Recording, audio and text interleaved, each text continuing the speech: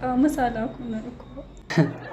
Qaama saalaa konneen dhukkubaan jettu namni qaama saalaa uffataa sun safuu maaliin qabu dooktarii waan nafsan.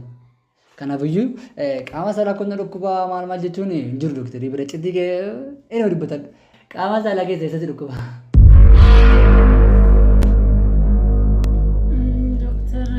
Qaama saalaa baay'ee jira. Harki jira, gurri jira, iji jira. Iddoo dhukkuba qaama saalaa keessa eessa. Maalticha maa akkasitti ammataa dhukkuba?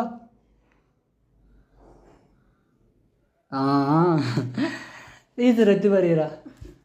Gadamees. Akkasiin jettu maal ammumaan guddaadha kun argaa oolla. Ergeellee hin beeku.